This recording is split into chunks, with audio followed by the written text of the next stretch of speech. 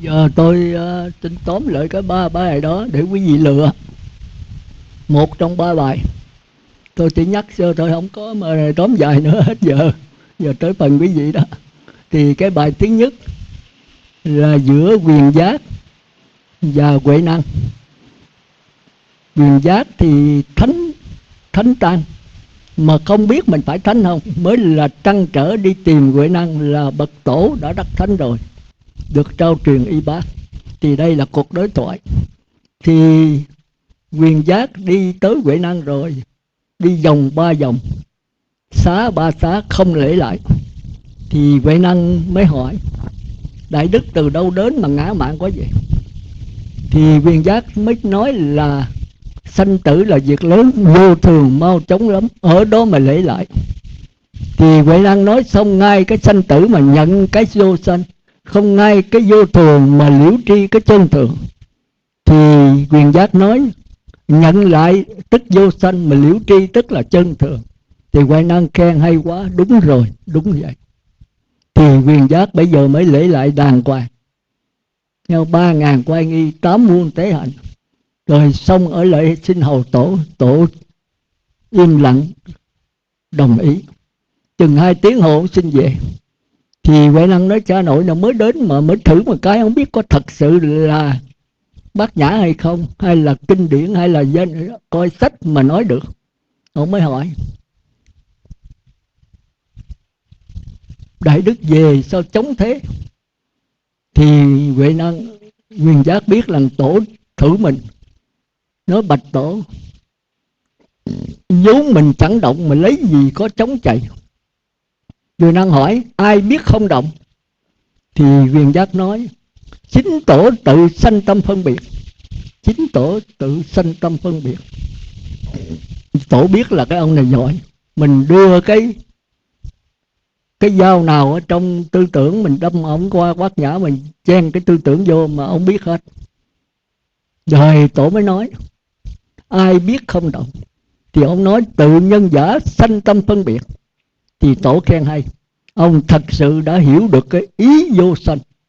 Thì đây cũng bát nhã mà xen tư tưởng vô cái ý. Thì viên giác thấy mới hỏi phân biệt há có ai biết, phân biệt há có ý nữa sao? Thì tổ nói là ông thật sự đã hiểu được cái ý vô sanh. Thì ngài mới nói là vô sanh há có ý nữa sao? Thì tổ mới chê một câu luôn, trận hết ba ngã. Không ý thì ai phân biệt đây? Thì viên giác mới trả lời phân biệt thì vẫn có, nhưng đó không phải là ý. Thì ba câu chĩa ba mũi dùi thì thấy là viên giác đỡ được hết, để biết ông này đã thấu được bát nhã, thật chứng bát nhã. Thôi cuộc đời đến trọi tới đây là hết. Thì huệ năng nói thôi ở lại một đêm đi, ngày mai hãy về. Đó là câu chuyện đã xong. Giữa tư tưởng và bát nhã, mà giữa hai vị đều là thánh tăng. Một người đã là đắc làm tổ, một người thì chưa, còn sờ soạn không biết mình có đắc hay không. Còn đây là câu chuyện thứ hai, giữa Atula thiện thần, tức là một bậc trung can nghĩa khí mà không thể đi đến đạo Phật được, giống như quý vị đó. Quý vị nên nhớ, quý vị sống rất là thiện lành, nhưng còn bổn phận, còn trách nhiệm, còn quyền lợi thì không thể đi tới đạo Phật được.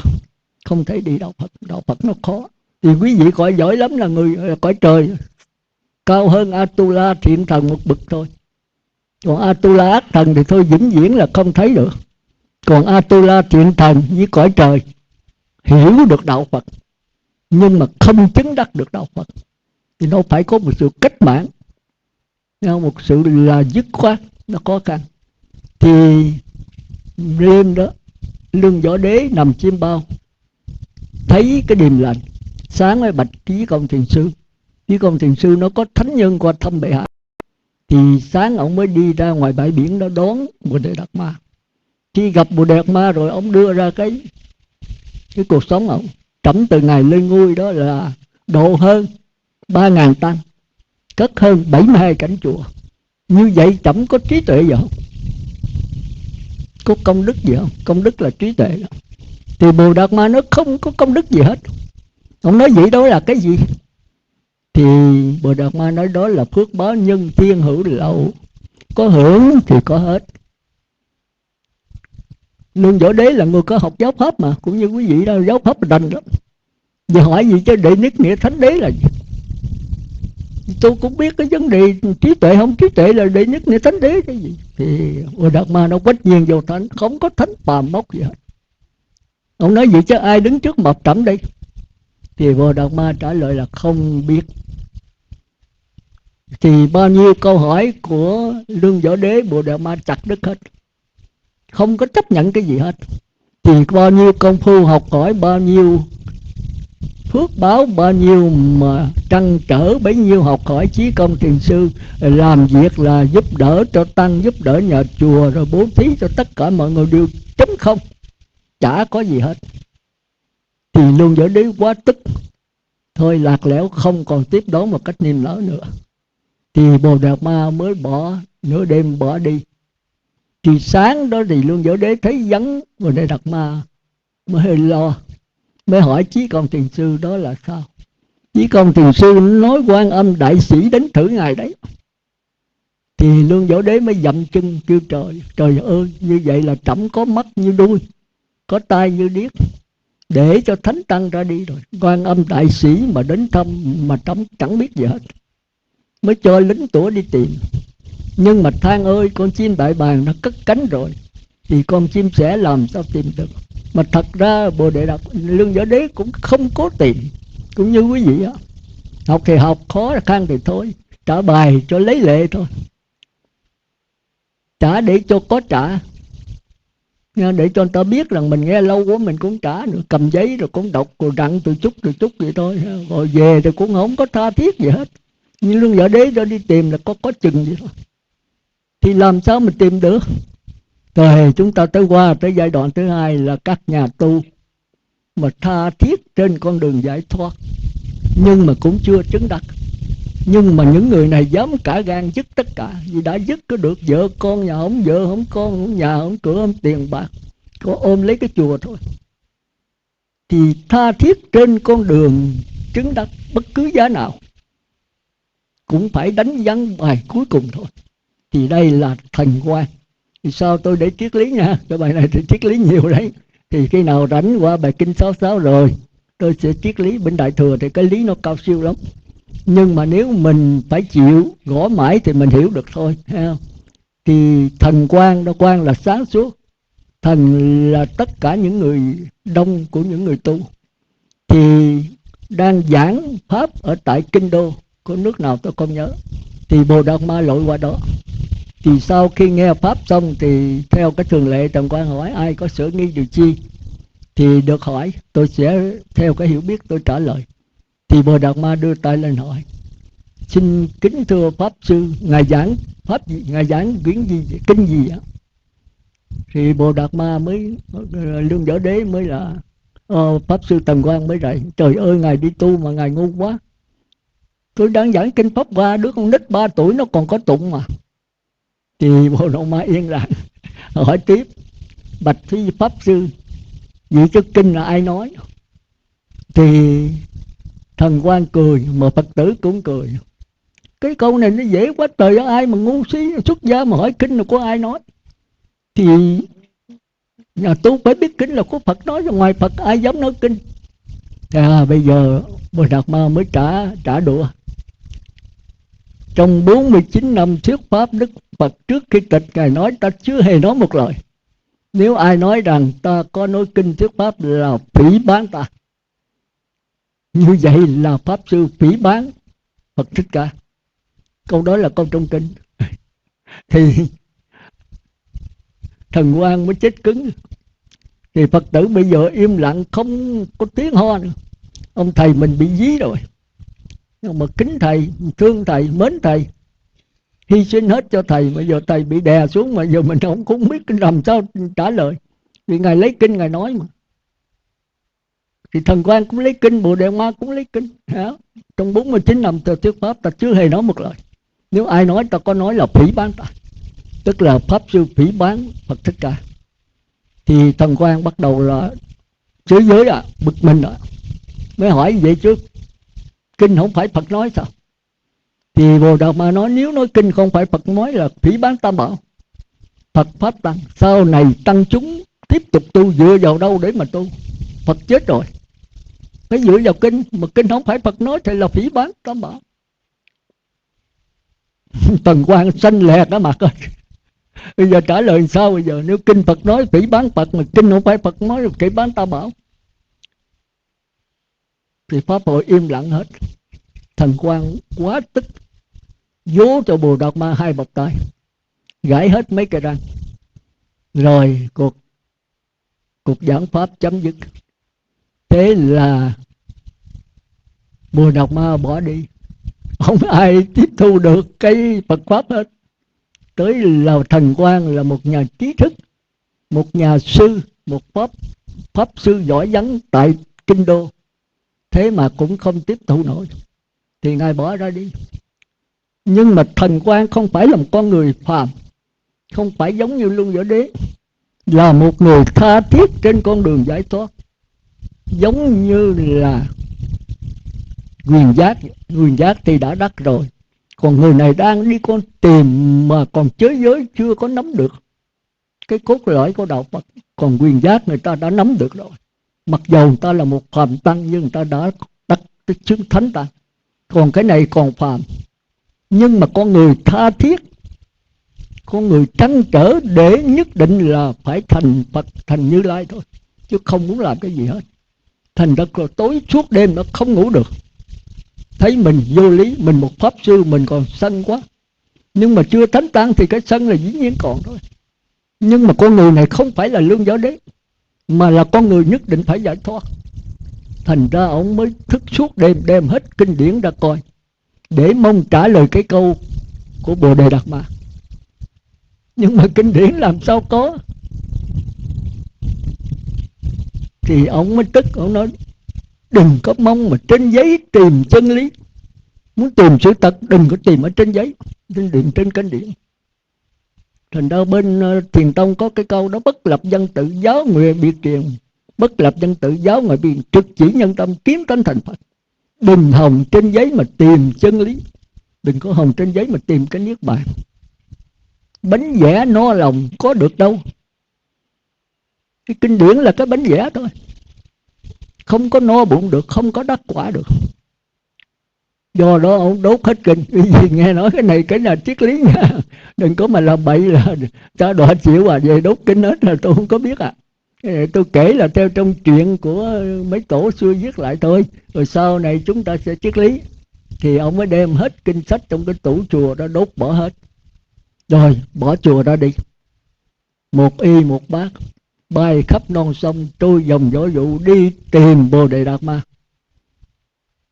Đạt Ma là pháp, Bồ Đề là chân chánh, pháp chánh giác. Cái pháp chân chánh tức là pháp giải thoát. Thì bây giờ ông mới đi tìm Bồ Đề Đạt Ma. Thì đi qua năm thứ nhất, tới cái nước thứ nhất thì Bồ Đề Đạt Ma qua nước thứ nhì, qua nước thứ nhì Bồ Đề Đạt Ma nước thứ ba, tới 9 năm như vậy, qua 9 nước. Thì tới nước Ngụy, thì tôi mới nhớ này, nhượng trường cho tôi biết là nước Ngụy. Không biết con lừa trên mạng sao ra gì cũng có nước Ngụy. Thì ông mới vào trong cái núi Tung Sơn, chùa Thiếu Lâm tự giờ nổi tiếng là của Bồ Đề Đạt Ma ngồi đó đắc quả đấy. Núi Tung Sơn, chùa Thiếu Lâm, động Thiếu Thất. Vừa có cái bài kinh của ông Trúc Thiên viết đó là Thiếu Thất lục môn, là 6 cửa vào động Thiếu Thất. Thì đó là cái chỗ Bồ Đề Đạt Ma ngồi đấy. Nghe không? Thì ông ngồi như vậy 9 năm trời.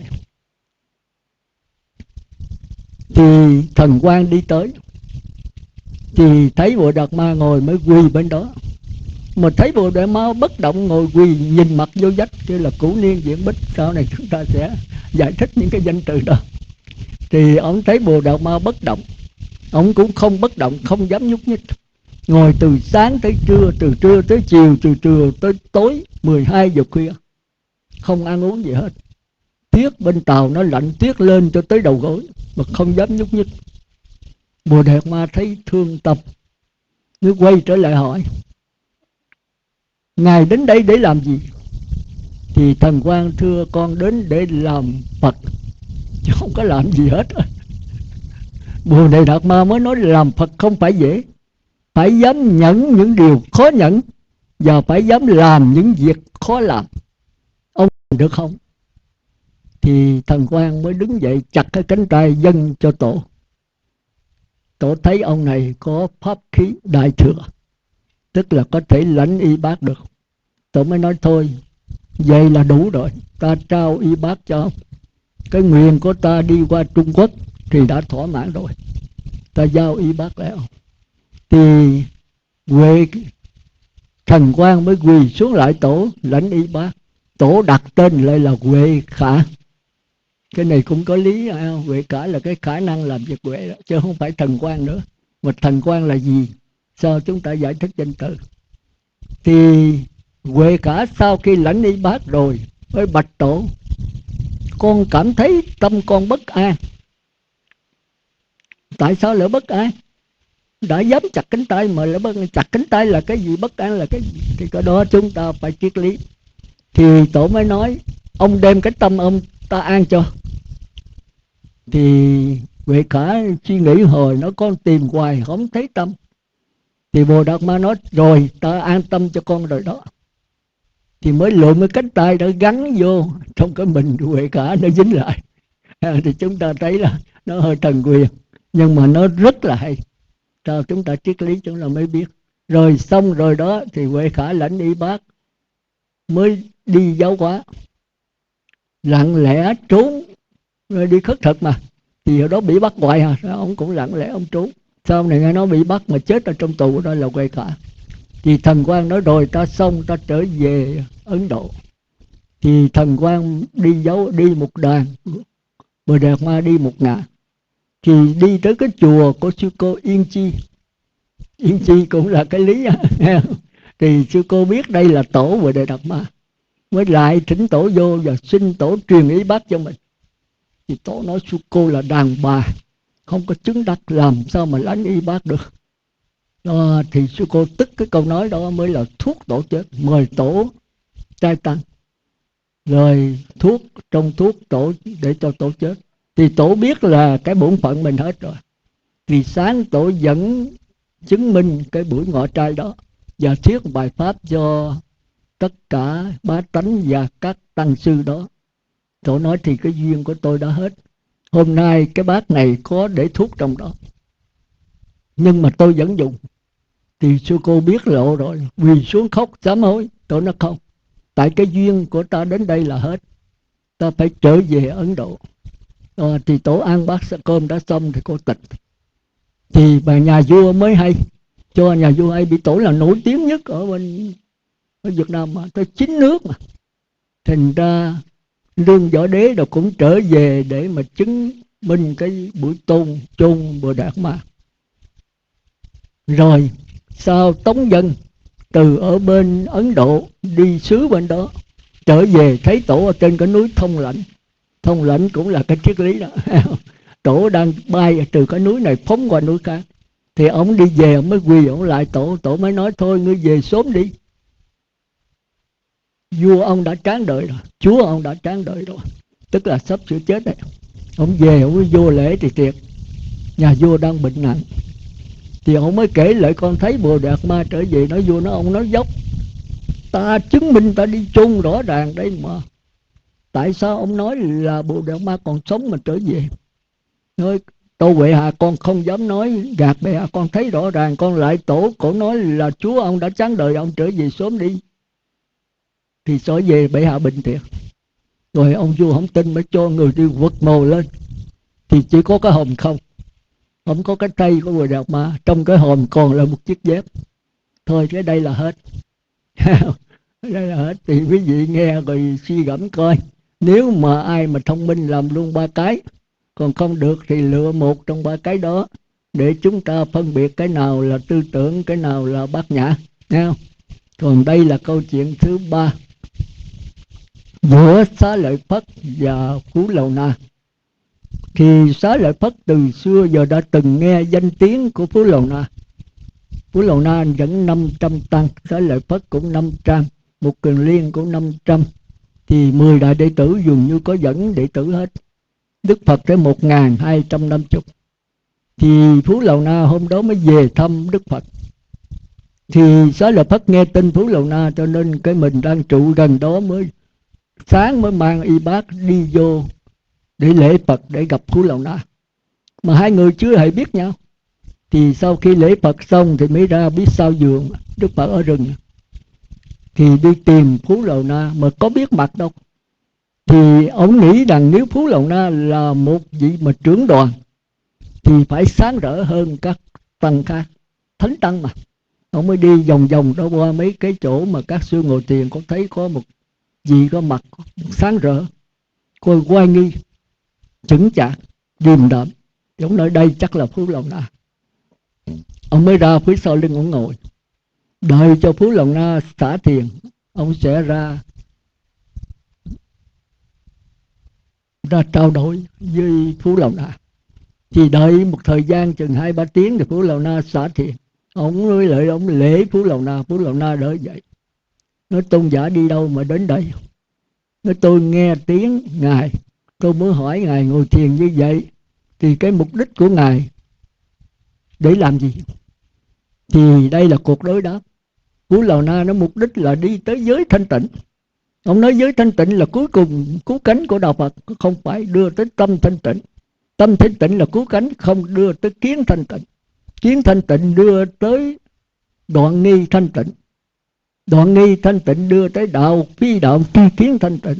Đạo phi đạo tri kiến đưa tới đạo tri kiến. Đạo tri kiến đưa tới tri kiến. Vậy tri kiến là mục đích cuối cùng, không đưa tới vô thủ trước bát niết bàn. Tôi lặp lại. Thứ nhất đó giới thanh tịnh. Thứ nhì tâm thanh tịnh. Thứ ba kiến thanh tịnh. Thứ tư đoạn nghi thanh tịnh. Thứ năm là đạo phi đạo tri kiến thanh tịnh. Thứ sáu là đạo tri kiến thanh tịnh. Thứ bảy là tri kiến thanh tịnh.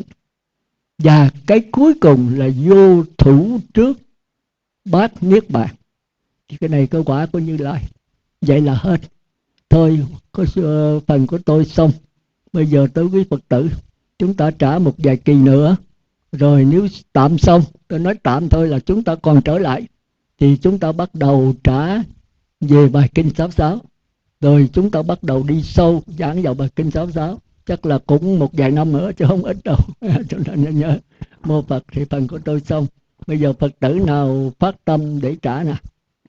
Do trước này không có giấy tờ gì hết nha. Còn mà ai chưa đó thì ấy là tôi kêu ạ, tôi nói trước. Dạ kính bạch sư, con pháp danh là Liên Giang. Sau đây con xin trình bày cái hiểu của con về câu chuyện của Quyền Giác và Tổ Huệ Năng. Quyền Giác gặp Tổ Huệ Năng không để lại mà liền đưa ra câu hỏi: sanh tử là việc lớn, vô thường mau chóng lắm. Thì Quyền Giác đưa ra cái sanh tử để hỏi Tổ xem Tổ giải quyết bằng cách nào. Thì Tổ đưa thẳng về cái bản thể bằng cách trực chỉ chân tâm, kiến tánh thành Phật, với câu trả lời: vậy sao chẳng thể nhận cái lý vô sanh, thấu rõ cái nghĩa không chấm? Tức là sao không ngay cái sanh tử mà nhận lại cái bất tử, ngay cái hiện tượng mà nhận lại cái bản thể, ngay cái vô thường mà liễu chi cái chân thường. Thì Quyền Giác hiểu được ý của Tổ và khẳng định lại rằng thể tức vô sanh, thấu vốn không chấm. Thể vô sanh tức là bản thể, thấu vốn không chúng tức là cái dụng. Thì Tổ đáp là đúng thế, đúng thế. Lúc này Quyền Giác mới dùng hết oai nghi của mình để lễ lại, và ít phút sau xin từ Tổ ra về. Thì Tổ không biết là Quyền Giác thật sự đã chứng đắc hay chưa, thì Tổ mới đưa ông về 8 thức sao động. Nếu mà Quyền Giác giải quyết bằng 8 thức sao động thì ông thật sự chưa chứng đắc. Còn nếu mà Quyền Giác giải quyết bằng 8 thức đứng lặng thì ông thật sự đã chứng đắc. Thì 8 thức sao động và 8 thức đứng lặng khác nhau ra làm sao? 8 thức đứng lặng là cái thấy, cái nghe, cái hay, cái biết, không có tác ý, chưa có đối tượng, chưa có chủ thể. Đối tượng và chủ thể dường như nhập một, chưa có không gian, thời gian, sát na. Còn 8 thức sao động là tướng thấy, tướng nghe, tướng hay, tướng biết, có tác ý, có đối tượng, có chủ thể, có không gian, thời gian, chu kỳ tương ưng. Thì Tổ mới hỏi về chống thấy sao? Về chống thấy sao là thuộc về sắc thân, là 5 thức đầu. Có thân mới có đi, có đến, có mau, có chậm. Thì Quyền Giác mới đáp là vốn mình chẳng động, há có mau chóng sao? Mình vốn là dòng nước linh hồn, thì làm gì mà có mau, có chậm, có đến, có đi. Thì Tổ mới hỏi thêm, ai biết chẳng phải động? Biết bằng tư tưởng là thức thứ 6, sao động thì có mặt na, do đó có chủ thể, có đối tượng. Thì Quyền Giác mới đáp là đúng là tự nhân giả sanh tâm phân biệt, tự tổ sanh tâm phân biệt, chứ không phân biệt bằng thức thứ 6 đứng lặng, thì làm gì có thức thứ 7 mà có đối tượng, có chủ thể. Thì Tổ mới khen ông thật đã thấu cái ý vô sanh. Quyền Giác mới hỏi lại, vô sanh há có ý sao? Đã là vô sanh, là dòng nước linh hồn, thì làm gì mà có thức thứ 7 mà có ý? Thì Tổ mới dặn lại, không ý thì ai phân biệt đây? Ý ai phân biệt đều là tư tưởng. Mà tư tưởng muốn phân biệt được thì cần có thức thứ 6, thức thứ 7 và thức thứ 8. Ở đây Quyền Giác đã sống được với tánh, do đó ông phân biệt bằng thức thứ 8 đứng lặng thì không cần thức thứ 7. Vì vậy mà ông trả lời, phân biệt cũng chẳng phải là ý. Dù sao động hay đứng lặng, cả hai đều là tâm, là cái thấy, cái nghe, cái hay, cái biết. Nếu mà có cải sửa thì là phân biệt bằng cái đạt và tỳ niệm, gọi là tư tưởng. Còn nếu mà không có cải sửa thì phân biệt bằng tự tánh, gọi là bát nhã. Con ví dụ như mặt nước hồ tĩnh lặng, không mong đàn én đến, cũng không mong đàn én đi. Khi đủ duyên thì nó hiện, hết duyên thì nó ẩn. Đó là cái lẽ ẩn hiện. Khi tư tưởng hiện thì bát nhã ẩn, khi bát nhã hiện thì tư tưởng ẩn. Mà bát nhã thì phân biệt bằng tự tánh, còn tư tưởng phân biệt bằng kế đạt và tỳ niệm. Nam mô A Di Đà Phật. Kính bạch sư, con xin trình bày của 4 câu hỏi của sư là ông vua Lương Võ Đế và Bồ Đề Đạt Ma, và ông Bồ Đề Đạt Ma và ngài Huệ Khả và ngài Quyền Giác và Tổ Huệ Năng và ngài Phú Lô Na và ngài Xá Lợi Phất. Thì qua 4 câu chuyện này thì con xin trả lời cái sự hiểu biết ít ỏi của con. Thì 4 câu chuyện này nó cũng trong vòng tư tưởng và bát nhã. Mà tư tưởng bát nhã thì bao trùm tư tưởng, nhưng mà tư tưởng thì chưa dối tới bát nhã. Nó cũng là cái phương tiện, cái bằng đạp để đi đến cứu cánh. Nhưng mà nếu mà chấp phương tiện này là cứu cánh thì không, thì lọt vào ngũ ấm ma. Như con thí dụ là trên đỉnh núi thì chỉ có một cái đỉnh núi, nhưng mà ở dưới chân núi thì có nhiều cái con đường để đi đến đỉnh núi. Nhưng mà nếu làm chấp cái con đường đó là đỉnh núi thì mãi mãi mình không bao giờ lên tới đỉnh núi được. Thì tư tưởng tượng trưng cho trí huệ của người trời, đặt vấn đề và giải quyết vấn đề. Nhưng thật ra vấn đề là nguyên nhân của sự luân hồi sanh tử khổ, là nó nhận thức và đối tượng nhận thức tương ưng với nhau. Những phiền não, chấp trước, phân biệt gì vân vân, đó là bên tư tưởng. Còn bên bát nhã thì các ngài chú trọng về cái bất tử. Khi nhận lại cái bất tử thì tất cả mọi vấn đề đều được sáng tỏ. Khi nhận, các ngài chỉ lặng lẽ thấy rõ cái diễn biến phát sinh của vấn đề là do tư tưởng duyên khởi ra. Thật ra vấn đề thì không có, nhưng mà do mình chấp nhận vấn đề thì cái đó là một cái khổ. Rồi tìm cách giải quyết một vấn đề nữa là chồng thêm một cái khổ nữa. Vì vậy một bậc thánh nhân á, sống không có vấn đề, nhưng mà vấn đề phát sinh ra thì các ngài chỉ lặng lẽ thấy rõ. Từ chỗ phát sinh ra đến khi nó phát sinh ra và đến khi nó chấm dứt thì tất cả mọi vấn đề đều được sáng tỏ. Nam mô A Di Đà Phật. Kính bạch sư, hôm nay con xin trả bài. Qua tất cả những mẫu chuyện của sư đưa ra thì cũng không ngoài nói về tư tưởng và bát nhã. Hôm nay phần trả bài của con là gồm có 2 phần. Phần thứ nhất là con nói về sự khác nhau về tư tưởng và bát nhã, rồi cho ví dụ về tư tưởng và bát nhã. Phần thứ hai là con áp dụng tư tưởng và bát nhã vào trong 2 mẫu chuyện để trả lời câu hỏi của sư. Trước hết con nói về tư tưởng. Đối với tư tưởng thì có vô số vấn đề. Tu thì cần phải có điều kiện, có pháp môn, có thầy, có bạn. Tu thì phải có thời gian, tu từ từ, cải sửa từ ác qua thiện, từ tạp niệm đến nhất niệm, rồi thăng qua tư tưởng, từ thô tháo đến vi tế. Tu thì phải có mục đích, thấy có mình tu, có chứng, có đắc. Còn đối với bát nhã thì không có điều kiện, không có pháp môn, không có đạo sư. Nói chung là không có một phương pháp, cách thức nào cả, mà cũng không có sự cải sửa. Tu theo bát nhã là chỉ tu nhận lại tư tưởng ngay trong bát nhã, tức là thấy thiện ác, phải quấy, tốt xấu đều một thứ giống nhau. Người thiện người ác cũng đều là Phật, nhưng có khác nhau là ở cái sự tiến hóa cao hơn mà thôi.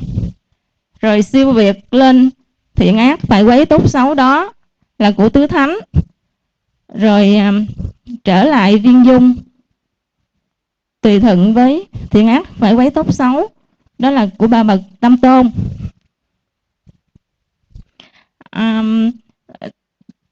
Muốn tu qua bát nhã thì không thể bỏ tư tưởng được, vì bát nhã không phải là tư tưởng mà cũng không khác với tư tưởng. Cũng giống như là đất với lại là chén, cũng như đất thì bất sanh bất diệt, còn cái chén thì nó sanh diệt, nhưng đất là đất, còn chén là chén. Không phải một cũng không phải hai, nó là 2 phương diện của một thực thể. Đối với bát nhã thì muốn tìm hiểu một vấn đề gì thì chúng ta phải thể nhập vào nó. Thể nhập không cũng vẫn chưa đủ, mà phải tùy thuận vào nó, tức là tùy thuận vào hiện tượng giới. Thì muốn tu qua bát nhã thì trước hết phải tu theo cái phép mà đè nén đối trị trước để thức được trong sáng. Bởi vì phàm phu của chúng ta thì chưa có đủ khả năng để nhận lại cái bất tử ngay bây giờ và tại đây, cho nên phải tu qua tư tưởng trước, tức là kiến tánh khởi tu. Bởi vì cái lối tu của tư tưởng đưa đến nhất niệm cũng rất là quan trọng, nó là bàn đạp để đưa đến giải thoát. Nó chỉ là phương tiện chứ không phải là cứu cánh, cho nên chúng ta phải không nên chấp vào đó, mà phải đặt cho đúng chỗ để đi đến trí huệ. Khi mà chưa có đắc quả thì cần phải có phương tiện để đi đến cứu cánh, nhưng khi đã đạt được cứu cánh rồi thì phương tiện nó cũng trở thành cứu cánh. Cũng như những vị mà tu tứ thiền và tứ không thì nó là cái phương tiện để cho thức trong sáng, nhận Phật tánh. Nhưng đã nhận Phật tánh thuần thục rồi mà trở lại tu tứ thiền và tứ không, thì tứ thiền và tứ không lúc bấy giờ là Phật tánh, là bát nhã. Thì nói tóm lại thì Phật tánh cũng không khác với tư tưởng, mà nó cũng không phải là tư tưởng. Khi mà tư tưởng im bặt thì Phật tánh nó xuất hiện. Khi mà còn một vọng tâm thiện hoặc là một vọng tâm ác gì đó thì cũng còn luân hồi sinh tử. Độc đáo của bát nhã là ở chỗ đó.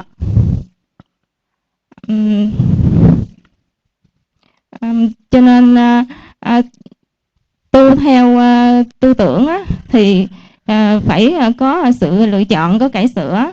Còn tu theo bát nhã thì không có lựa chọn, mà cũng không có vấn đề gì hết, không có chạy theo một cái gì mà cũng không gạt bỏ cái gì.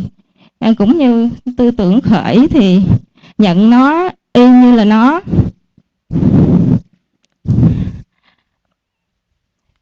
Đó là con trình bày xong sự khác nhau giữa tư tưởng và bát nhã. Sau đây con xin cho một cái ví dụ về cách tu của tư tưởng và bát nhã. Ví dụ như ngồi thiền, chúng ta ngồi thiền nếu mà chọn đề mục để tu là hơi thở, tu theo hơi thở. Mà nếu tu theo tư tưởng thì tập trung tư tưởng vào hơi thở. Rồi hơi thở của mình cũng như gạt bỏ mọi tư tưởng khác. Hơi thở ngắn thì cố kéo ra cho nó dài, cũng như là cải sửa hơi thở. Rồi hoặc là luyện hơi thở tu có mục đích, luyện hơi thở, đem hơi thở đi vào các quyệt để là trị bệnh hoặc là mạnh khỏe, thì đó là lối tu theo tư tưởng. Còn tu theo bát nhã thì cũng với cái hơi thở đó, nhưng không có tập trung vô hơi thở, mà thở một cách bình thường, tự nhiên. Thở vào, biết thở vào, thở ra, biết thở ra. Hơi thở điều hòa, biết hơi thở đang điều hòa. Hơi thở gấp, hỗn hển, biết hơi thở gấp, hỗn hển. Thở vào ngắn, biết ngắn. Thở ra dài, biết dài. Hơi thở thì sanh diệt, có dài, có vắng. Nhưng cái biết thì không có dài, có ngắn, có sanh, có diệt, mà trở về với cái lặng lẽ, tỉnh thức, cái biết. Đó là cái cách tu theo bát nhã. Vậy con lấy thêm một cái thí dụ thứ hai nữa để cho sáng tỏ về cái cách tu của tư tưởng và bát nhã. Đó là câu niệm Phật. Thí dụ niệm Phật theo tư tưởng, mới đầu thì tập niệm thì phải tập để gạt bỏ mọi tư tưởng khác, đang giằng co giữa cái tư tưởng thiện và tư tưởng ác, thì niệm Phật đếm từ 1 đến 10, rồi sau đó lặp lại nhiều lần mà không có niệm khác xen vào, thì bắt đầu niệm Phật khỏi đếm. Rồi niệm Phật khỏi đếm một thời gian thuần thục, rồi tự nhiên nghe tiếng niệm Phật từ trong A Lại Gia phát hiện ra, rồi chìm đắm vô đó, lắng nghe tập trung. Đó là tu theo tư tưởng. Còn tu theo bát nhã thì cũng với câu niệm Phật đó, nhưng trở về với tánh nghe, không còn tập trung vô câu niệm Phật nữa, mà niệm nam cũng nghe, rồi ngưng cũng nghe, mô cũng nghe, a cũng nghe, rồi ngưng cũng nghe. Rồi đột nhiên cái có tiếng mèo kêu thì cũng nghe, rồi có tiếng xe chạy thì cũng nghe, cũng như là tất cả các tiếng đều nghe, nhưng mà không có chạy theo cái tiếng nào hết. Rồi tu theo tư tưởng thì quan trọng về cái câu niệm Phật, còn tu theo bát nhã thì không có quan trọng vào câu niệm Phật, mà quan trọng vào cái tánh nghe. Chính cái tánh nghe này nó tạo ra tiếng niệm Phật, ra tiếng mèo kêu, ra tiếng của tiếng xe chạy. Thì đó là con cho hai cái ví dụ phân biệt giữa tư tưởng và bát nhã.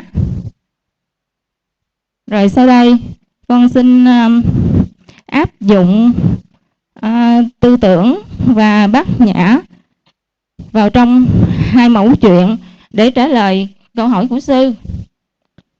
Câu chuyện thứ nhất là của Tổ Huệ Năng và Tổ Quyền Giác. Thì sư mới đưa ra câu hỏi là gì chứ bậc thánh nhân có sự phân biệt hay không? Thì con xin thưa là bậc thánh vẫn có sự phân biệt, nhưng mà không phải phân biệt bằng giác quan, không phải phân biệt bằng tư tưởng, mà phân biệt bằng chân tâm, tức là cái nhìn trực giác, không qua so đo phân biệt tính toán, nhìn bằng bình đẳng tánh trí. Thì thì bậc thánh nhân thì cũng sống một cuộc sống bình thường như mọi người, cũng ăn mặc nói làm, thức ngủ sống chết, nhưng không có dính mắc vào trong hiện tượng giới trong cuộc sống. Thì trong 15 hạng chúng sanh có 3 cái sự phân biệt. Phân biệt thứ nhất là phân biệt bằng giác quan, là của 4 đường ác đạo, là nó phân nửa cảm giác, phân nửa tư tưởng. Nhưng mà tư tưởng nó còn manh nha lắm, còn phôi thai. Cũng như con mèo, thí dụ như con mèo, con chó, nó cũng biết là cảm giác nóng, giác lạnh, nhưng nó không có chưa có phân biệt, bởi vì tư tưởng còn manh nha, không có biết là tại sao nóng, tại sao lạnh, không có phân biệt được giữa cái nóng của lửa, rồi cái nóng của nước sôi, hoặc là cái nóng của thời tiết ra làm sao, thì nó hoàn toàn không biết. Còn tiến lên 4 đường thiện đạo là phân biệt bằng tư tưởng, tức là thuần về tư tưởng. Thì ở 4 đường thiện đạo thì có kinh nghiệm, kiến thức, ký ức, cho nên phân biệt một cách rõ ràng. Như thế nào là nóng, thế nào là lạnh, cái nóng của lửa khác cái nóng của nước sôi, khác cái nóng của thời tiết thì sao. Rồi khi mà nhưng mà bị dính mắc vào vào hiện tượng giới đó, thí dụ nóng quá thì cũng than trời, mà lạnh quá thì cũng than trời. Còn đối với một bậc thánh nhân thì cũng sống một cuộc sống bình thường như mọi người, nhưng không dính mắc vào hiện tượng giới, tức là sống bằng bình đẳng tánh trí, nhìn thẳng vào sự vật mà siêu việt lên, cũng như sống trong hiện tượng giới rồi siêu việt lên hiện tượng giới. Rồi 3 bậc tâm tôn thì mới trở lại tùy thuận với phân biệt bằng giác quan của 4 ác đạo, phân biệt bằng tư tưởng của 4 thiện đạo, phân biệt bằng chân tâm của Phật tánh, của bậc thánh, để giáo hóa chúng sanh. Đó là con nói về cái sự phân biệt trong câu hỏi của sư về câu chuyện thứ nhất. Còn câu chuyện thứ hai của Tổ Bồ Đề Đạt Ma và vua Lương Võ Đế, thì sư đưa ra cái câu hỏi vậy là cũng như là chúng ta có nên làm phước nữa hay không. Thì thì con xin trả lời là ở đây không có đặt vấn đề là làm hay là không làm. Bởi vì nói đúng theo tinh thần của Bát Nhã thì dầu còn một chút tư tưởng thiện thì nó cũng là vọng tâm. Cho nên đối với Tổ là một người đã đạt được cái sự giải thoát, giác ngộ. Còn vua Lương Võ Đế thì chưa, còn sống bằng tư tưởng. Thì đặt 3 cái câu hỏi này đối với Tổ là phi lý, không hợp lý. Bởi vì đối với Bát Nhã thì không có đặt vấn đề. Ở đây vua đặt vấn đề rồi lại giải quyết vấn đề, cho nên Tổ mới bác cái câu hỏi, 3 câu hỏi của vua Lương Võ Đế. Ở đây không phải Tổ bác cái việc làm phước, bởi vì việc làm phước á thì tự thân nó không có lỗi gì hết, mà Tổ đã phá cái tâm của vua Lương Võ Đế. Tức là vua Lương Võ Đế những lời nói, ý nghĩ, hành động, việc làm còn kẹt vào trong tứ tướng, tức là tướng nhân, tướng ngã, tướng chúng sanh, và tướng thọ giả. Cho nên khi làm phước là phải làm phước với cái tâm như thế nào của 4 đường ác đạo, 4 đường thiện đạo, hay là của bậc thánh. Ở đây là tổ đã phá cái tâm trong lúc làm, chứ không phải đã phá việc làm phước. Vì tự thân việc làm phước thì không có lỗi. Cho nên con thấy rằng 3 câu hỏi của vua Lương Võ Đế đưa ra thì nói đúng theo tinh thần Bát Nhã là nó phi lý, không hợp lý. Cho nên chúng ta không có thể trả lời là phải làm phước hay là không làm. Cũng như nếu mà chúng ta cứ đưa ra về tư tưởng và Bát Nhã một cách rõ ràng, nhưng mà cuối cùng trả lời là con phải làm thế này, con phải làm thế kia, thì sẽ lọt vào trong mê hồn trận của tư tưởng nữa. Thì qua cái mẫu chuyện đưa ra này, thì theo ý con nghĩ là sư đưa ra để thử Phật tử. Nếu mà trả lời là phải làm thì lọt vô trong tư tưởng nữa. Mà đối với Bát Nhã mà nói cho đúng á, còn một cái tư tưởng thiện thì cũng là vọng tâm.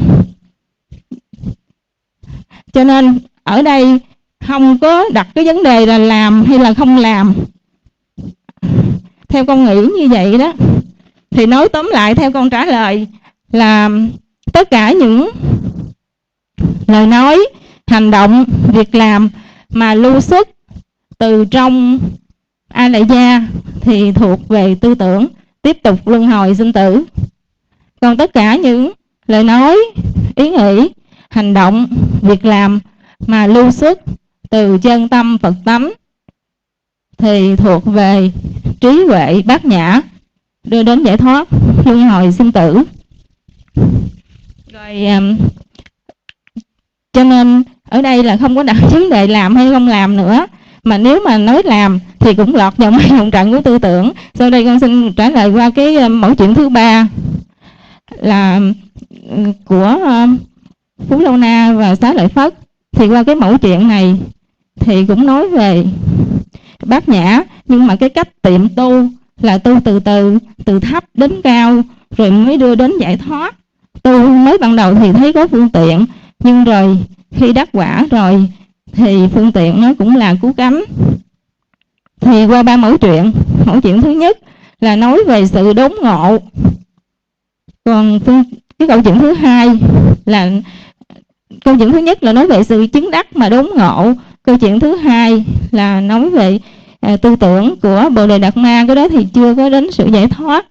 Còn mẫu chuyện thứ 3 thì nói về sự chứng đắc, nhưng mà nói về cái cách tiệm tu là tu từ từ. Mới ban đầu thì dùng phương tiện, rồi sau đó bỏ phương tiện luôn, không có dính mắc vào đó nữa. Thì nói tóm lại là qua các mẫu chuyện mà các vị thiền sư đưa ra, thường trong cách giai thoại thiền á, thì thiền sư đưa ra những cái câu thoại đầu là để giúp cho thiền sinh phải tắt liệm đi mọi cái suy tư, mọi cái tư tưởng. Bởi vì tư tưởng càng bóp xếp chừng nào thì càng xa rời chân lý chừng ấy. Kính bạch sư, con xin hết. Đó là cái sự trình bày của con. Vậy phân biệt của tôi. Mô Phật. Vậy là hết giờ đó. Cái này là cái đặc sản của cô Gấm. Có những cái bí mật của tôi có bật mí một phần. Thì đó là cái ý của tôi là như vậy. Thì tôi bây giờ cũng đã hết giờ rồi. Tôi xin nhắc lại lần nữa, kỳ tới chúng ta còn dài. Tức là còn một số gạo cội tôi kêu trả lại. Còn những người trả lần đầu mà nếu không chịu hướng dẫn người khác thì thôi. Cái này là cái phát tâm thôi. Thì một số nào tôi thấy có đủ khả năng, bởi vì có số người mới rất đông, mà chúng ta không thể hướng dẫn một lần 10 mấy 20 người thì nó không có ăn nhập gì hết á. Mệt mình, mệt người khác. Thì chừng 5-7 người thôi, chúng ta học của từng nhóm để có sự trao đổi lẫn nhau. Rồi vô đây trả, rồi cuối cùng chúng ta sẽ trở bài kinh 66. Cái 3 bài này chúng ta tạm dừng ở đó đi. Thì cô Gấm cổ khai bật mí một phần đó là tôi cũng để gạt quý vị thôi, để coi lựa chọn bằng cách nào. 3 bài này nó liên can chặt chẽ với nhau. Liên can chặt chẽ với nhau. Thành ra cuối cùng chỉ có một thôi. Thì chúng ta qua bài kinh 66 rồi chúng ta trở lại 3 cái bài này. Mà chẳng những 3 bài mà cả triệu cả tỷ bài trong tất cả các kinh, nó đều nằm ở trong tư tưởng và bát nhã. Nếu chúng ta nắm được là nắm được hết, còn nắm không được là nắm không được hết. Thì quý vị phải cố gắng suy gẫm. Thì ở bài kinh 66 này thì tới là chúng ta bắt đầu trả câu số 1, tức là trình bày về kinh 66 36 pháp. Quý vị phải thuộc lòng. Rồi kế đó là chúng ta trình bày về 66 là vô ngã. Thì trước tiên là phải học thuộc hết toàn thể rồi đó. Rồi sau đó chúng ta đi từng phần một. Rồi tới kế đó là sự tập khởi và đoạn diệt thân kiến. Rồi sự tập khởi và đoạn diệt tham sân si. Rồi chúng ta sẽ giải thích kỹ vô đó đắc quả như thế nào, để rồi chúng ta tóm lại. Vậy thì xin hẹn lại kỳ tới. Trước khi dứt lời một lần nữa, tôi cũng cầu chúc cho pháp hội của chúng ta cũng như toàn thể pháp giới chúng sanh đều chống vãng sanh cực lạc và thành Phật đạo. Mô Phật. Rồi.